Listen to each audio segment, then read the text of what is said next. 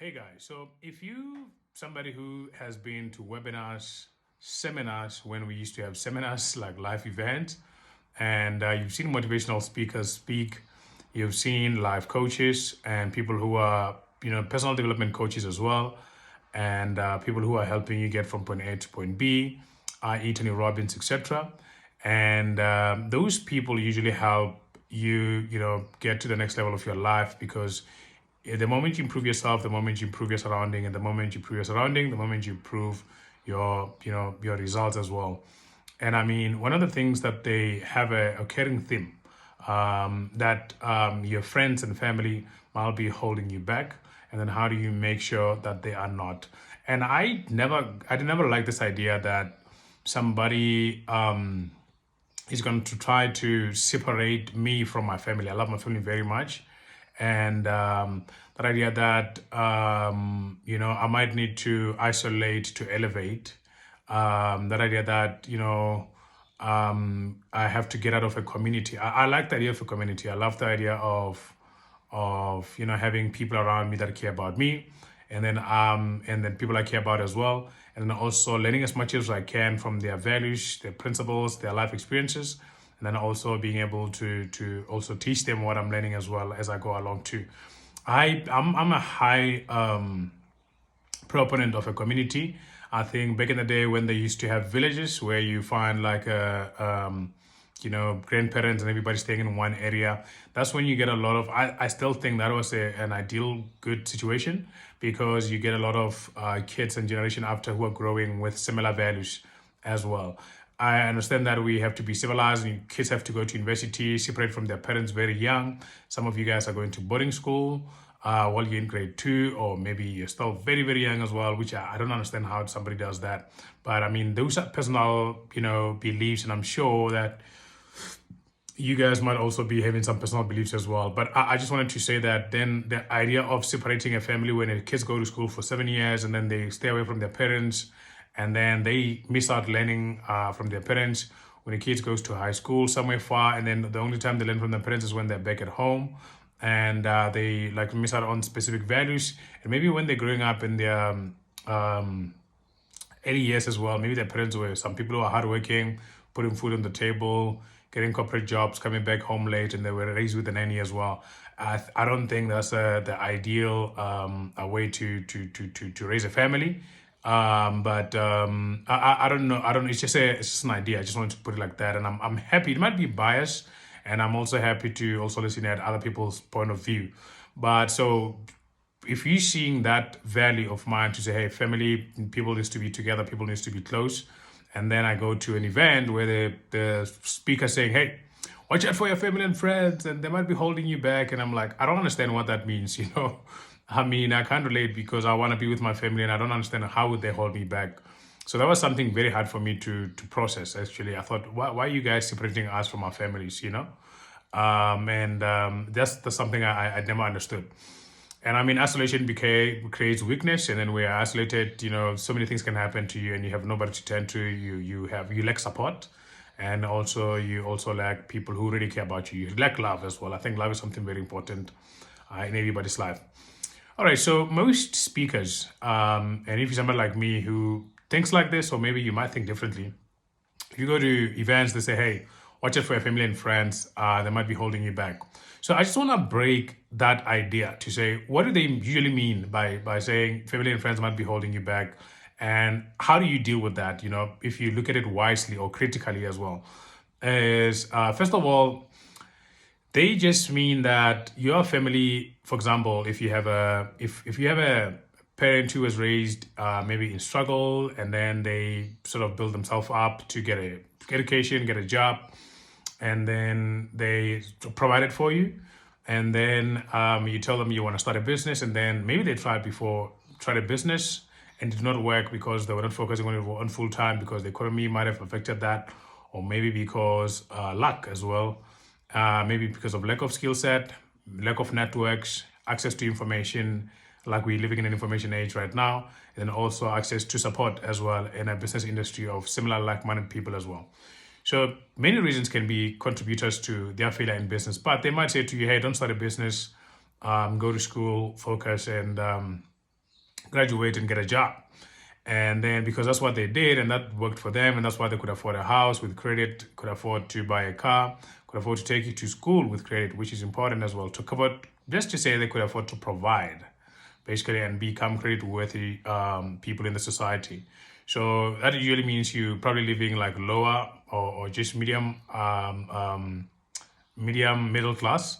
And if they perhaps got promoted to an executive job, you might be living like an upper middle class as well, where their income is responsible for most of the expenses that you guys are having in the household, including your education as well.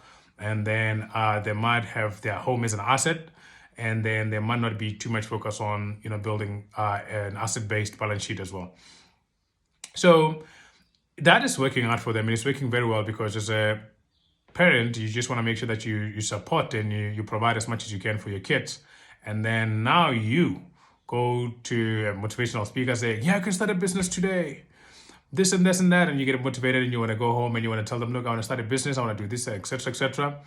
And they might actually oppose that idea to say, no, that's not possible, you can't do that right now. Those people are scammers. That's how they make money. It don't work for you.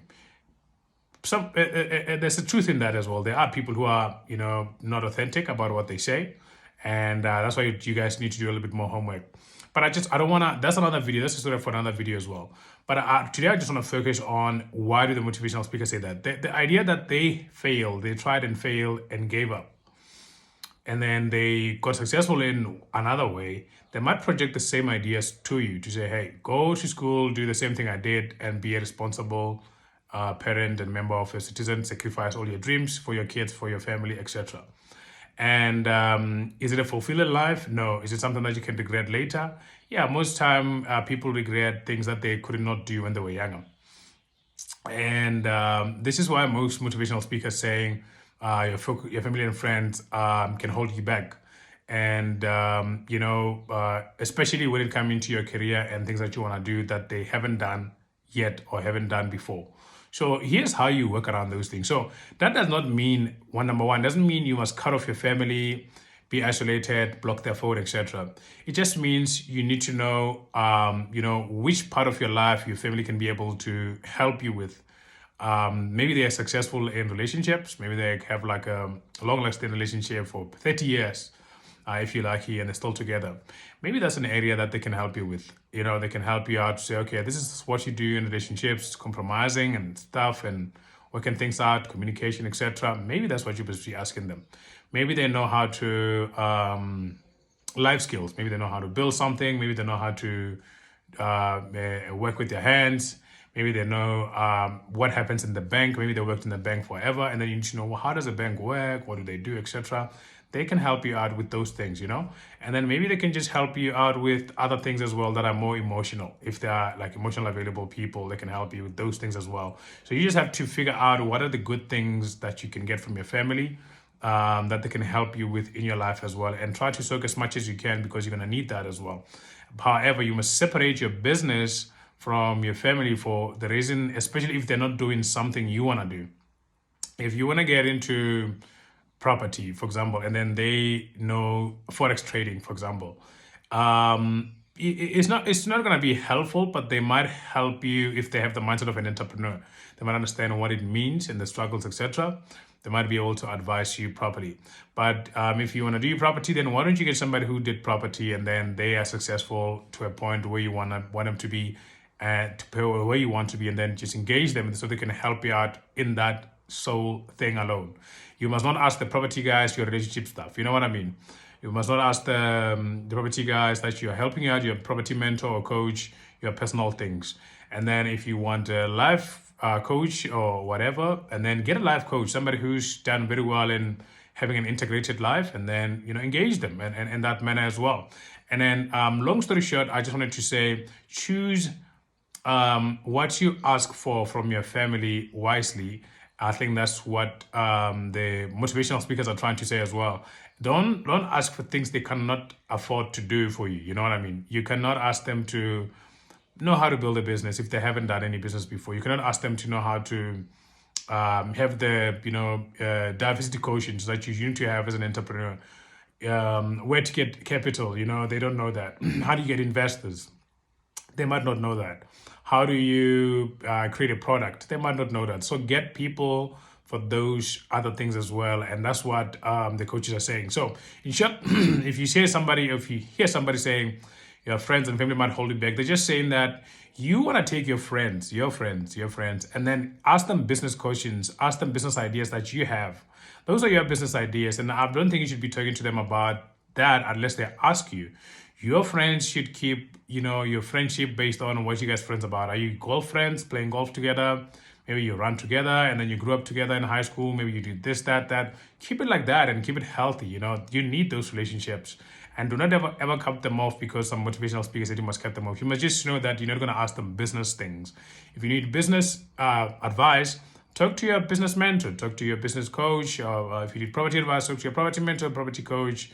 If you need life advice about relationship, etc., maybe you need to see a counselor or maybe you need to see somebody else. But you cannot just expect everything from one person or one group of people. And I think that's what the motivational speakers and coaches are saying about your family can hold you back. So I'm curious what you guys think about this video. I thought I should do it, and it was just following up on the previous video that I did. I think it was about the mindset that's keeping you broke and poor. And then we just touched a little bit of be careful of what people are feeding you in your mind. Can it be negative based on their fears? Yes. But then, maybe it's because you're asking the wrong people about the right things. So take the right things to the right people and then you'll get the right result. But if you ask the wrong people about the right things, you're going to get, the wrong results as well, and demotivated as well because, you have this light that you're trying to spark and it's still too early. It's very, very easy to get that light dimmed very quickly. Okay, this video is taking longer than expected. Otherwise, I look forward to chatting to you guys. Make sure you like this video, subscribe to this channel if you haven't, and I look forward to chatting to you guys next time. Bye-bye.